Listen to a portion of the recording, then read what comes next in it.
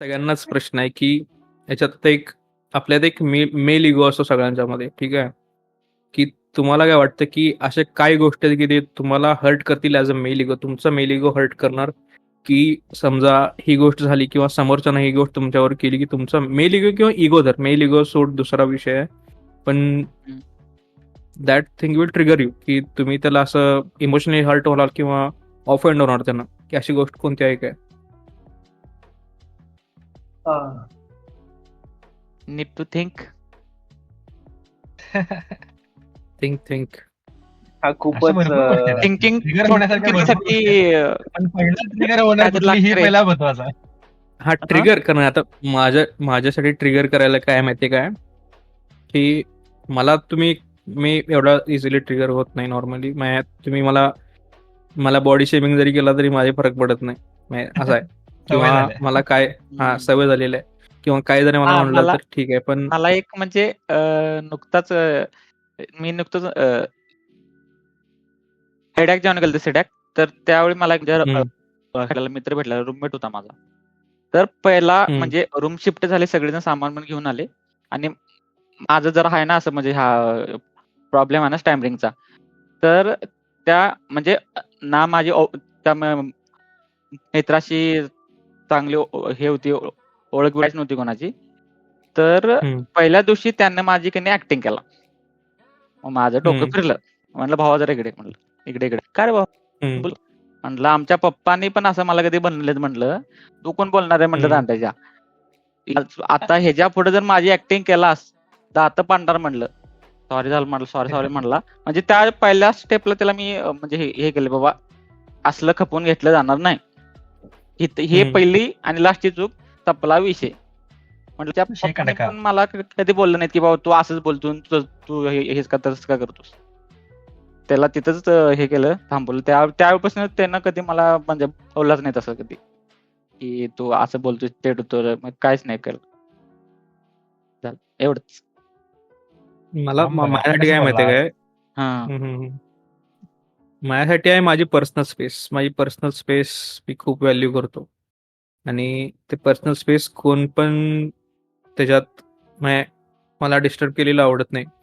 त्यामध्ये मी ट्रिगर होऊ शकतो. पर्सनल स्पेसमध्ये काय येतं की समज तुझी आणि माझी ओळख नाही आणि तू डायरेक्ट मला असं नॉर्मली आपण करतो ना की काय कसं आहे असं म्हणून पाठीवर हात मारतोस किंवा डोक्यात बेक्यात. हा किंवा काय करतोस किंवा डायरेक्ट आपण फिजिकल काय पण टच असतो ना तो करतो. तसं मला अजिबात आवडत नाही कुणाला पण. नॉर्मली आपल्या दोस्तात चालतंय कारण आपण एवढे वर्ष आपल्याला ओळखतो किंवा फॅमिलीमध्ये चालतंय. पण नॉर्मली दुसऱ्यांनी कुणी केलेलं किंवा एक पर्सनल स्पेस आजूबाजूला एक आहे माझ्या, एक नॉर्मली मॅटर करते नाही पण रेडियस आहे. Plus aura. एक रेडियस, एक सेफ डिस्टन्स मी सगळ्यांपासून मेंटेन करतो आणि कोणी क्रॉस केलं मला ते आवडत नाही. ते कशात का असं ना, नॉर्मली बोलण्यात पण असते की मी एक डिस्टन्स, सेफ असं डिस्टन्स असते मेंटेन करतोय की जे लाईन मी क्रॉस करत नाही कोणाबरोबर पण, आणि ती लाईन क्रॉस समोरच्या पण करायला नाही पाहिजे हे माझं एक्सपेक्टेशन आहे. आणि ती लाईन क्रॉस केली की मी तेच आहे, मी ट्रिगर होत नाही, मी जस्ट शांत बसतो आणि तिथून निघून जातो. तेवढंच आहे फक्त. पण ते आतल्या आत मला खूप ट्रिगर करतं ते की कोण मला असं पर्सनल क्वेश्चन. ठीक आहे, मी आपली ओळख आहे, आपण लोकांना माहित आहे ते ठीक आहे. पण नवीन आहे कोण तर असंच आहे, 1-2 वेळेस आपण भेटलो आणि डायरेक्ट तू पर्सनल क्वेश्चन विचारायला लागलायस किंवा पर्सनल स्पेस मध्ये माझ्या यायला लागलायस, ते मला अजिबात आवडत नाही. ट्रिगरवर एक मला म्हणजे आठवलं, ट्रिगर तू म्हणलास ना, माझ्या असं कोणतं असं मारलं ना डोक्यात, असं मारतात का असं जाता असं डोकं टकतंय की नाही 360 डिग्री. तर त्यावरून एक हे झालं म्हणजे हे होती स्टोरी. कॉलेजमध्ये की नाही MD चा पेपर होता मशीन डिझाईनचा. तर कंपास वगैरे लागते की कंपास वगैरे. तर माझा कंपास की नाही आजच्या मित्राकडे होता माझ्या. हे म्हटलं हे रे तो काय मला कंपास दिस ना.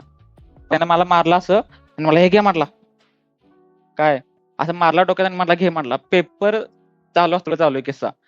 मग मी अक्षरशः सांगतो, पेपर लिहिताना मी सोडला, उठून त्याच्यापाशी गेलो, मी तिथं जाऊन डोक्यात मारलं त्याला सट्ट करून. सर म्हणला both of you get out. Paper मध्ये भावानं फेल केला आम्हाला डायरेक्ट पेपरात. दोघांना पण फेल पेपरात आम्ही. म्हणजे तिथं डायरेक्ट माझं डोकंच फिरलं. असं जाऊन मारलोच मी पण असं डोक्यात त्याच्या सट्टावर. दोघं पण फेल पेपरात आम्ही. आपला विषय. म्हणजे तो पॉइंट आहे म्हणजे मी लगेच ट्रिगर म्हणजे मला डाग येतो डायरेक्ट डोक्यात मारल्यावर. मी एक सांगू काय, सांग मला काय ट्रिगर सांगायचं. जर कोण फॅमिलीवरून काय बोललं तर म्हणजे डोकं फिरतं प्युअर. म्हणजे तर माझा एक एक्सपिरियन्स आहे असा. वारणा कॉलेजमध्ये ज्यावेळेला मी शिकवायला होतो त्यावेळेला एक खूप सिनियर टीचर, मी त्यांचं नाव नाही घेत, तुम्हाला माहित पण असेल, कोल्हापूरमधले एक चांगले रिसर्च पर्सन आहेत. ते ऍज अ गेस्ट पर्सन म्हणून आलेले.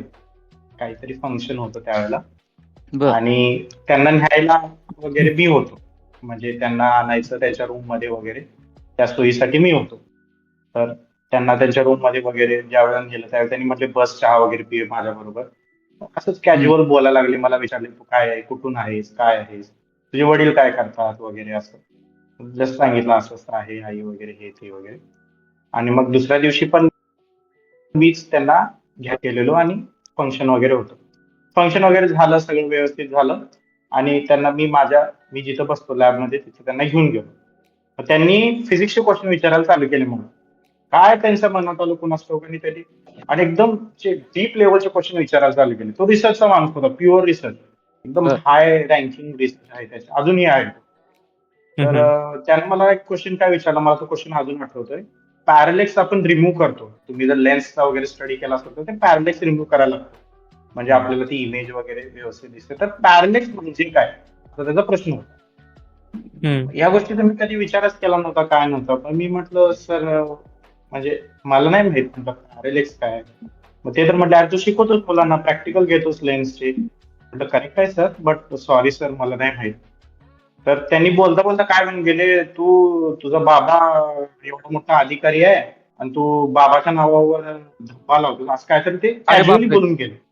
हा, मग म्हटलं सर म्हटलं तुमची रिस्पेक्ट आहे म्हटलं, सगळं मान्य आहे म्हटलं आणि तुम्ही आहात पण त्या लेवलचे, पण आई वडिलांविषयी बोलायचं नाही. बरोबर. हे तुम्ही लाईन क्रॉस करा. आई वडिलांविषयी बोलायचं काही संबंध नाही सर. मी एकदम त्यांना म्हणजे अजिबात रागाच्या ह्याच्यात नाही, एकदम शांतते याच्यात. बरं ठीक आहे म्हटले. आता सोडायला पण मीच जाणार ना. तर तिथून म्हणजे जेव्हापासून त्यांनी भेटले त्यावेळेस कंटिन्यू बोलत होते एकदम, आणि आहेत सुद्धा आता सुद्धा ते हसमुखच आहेत. पण त्या ह्याच्यापासून ते माझ्याशी बोललेच नाही. इव्हन जाताना सुद्धा मी त्यांना म्हणजे बाय वगैरे, गुड बाय सर वगैरे असं त्यांनी रिप्लाय सुद्धा दिला नाही. पण मी सॉरी नाही म्हणत नाही का, म्हणजे ठीक आहे एखादी गोष्ट आपल्याला माहित नाही तर माहित नाही, मी ऍडमिट केली. पण तुम्ही माझ्या बाबांना करायचा काही संबंध नाही, संबंधच तुम्ही गेला की मग ट्रिगर मध्ये डोक्यावर हे होतं. तो कसा एकदम जास्तच फ्रेंडली व्हायला लागले, अतिच फ्रेंडली व्हायला लागले ना हळूहळू. ते चेष्टेनं म्हणत नाही का तुझं बाबाचं असं आहे.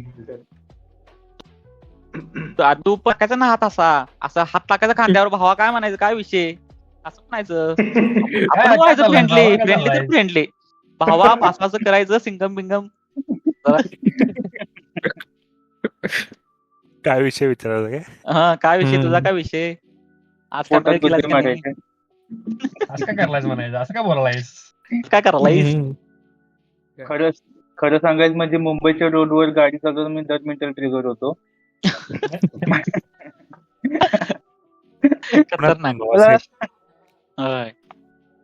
भरपूर वेळा होते. आणि मी जरा फास्ट गाडी चालवतो आणि जर कुठल्या तरी टू व्हीलर असेल तर जागा देतच नाही, निवांत चालवत असेल तर शिवाय येतात मला आठवण जातो त्याच्याबाबत. पण ठीक आहे. पण घरातल्यांबद्दल जर कोण काय बोललं, इव्हन भाऊ किंवा मम्मी पप्पा, तर मला राग येतो जरा, की मी खपवून घेत नाही. पण असं कुठला एक्सपिरियन्स नाहीये मला. मी खरंच खपवून घेत नाही त्याच्या बाबतीत. मी म्हणजे म्हणजे नातेवाईकांशी पण भांडलोय मी, तर माझ्या मम्मी बद्दल कोण काय बोलला शिवाय घातलेले, तर ते आहे. माझ्यावर असं आहे बरं का, म्हणजे ऍबिलिटीवर जर मला डाऊट घेतला तर तुम्ही, तर मग काय नाही. मी एखादी गोष्ट करू शकतो चांगली, बऱ्यापैकी करू शकतो, ठीक आहे मला माहिती आहे त्यातलं थोडंफार, डाऊट नाही घ्यायचा. मी दाखवतो तुम्हाला, करून दाखवतो. तुम्हाला काय असेल ते त्याविषयी सांगतो वगैरे, माहिती पाहिजे असलं तर तुम्हाला देतो, पण डाऊट नाही घ्यायचा. डाऊट घेतला की मग गेला. खपवून घेतलं जाणार नाही. शहाजी. माझ्यासाठी म्हणजे एकच आहे की बाबा मला कोणतरी आता समजा काहीतरी काम करायचं आहे घरातलं असू दे किंवा कुठलं पण काम असू दे. ते काम करताना मला त्याच्या कामाबद्दल प्रश्न विचारला की नाही, झालं की नाही, सल्ले देणे, फुकटचे सल्ले काम करताना. झाला की नाही कामावरनं सुट्टी, दिसतं की नाही घरचा रस्ता? दिसतं की नाही घराचा रस्ता, मागणं आवाज येईल मागणं आवाज काय म्हणणार ती? म्हणजे काम झाली की- करताना हा.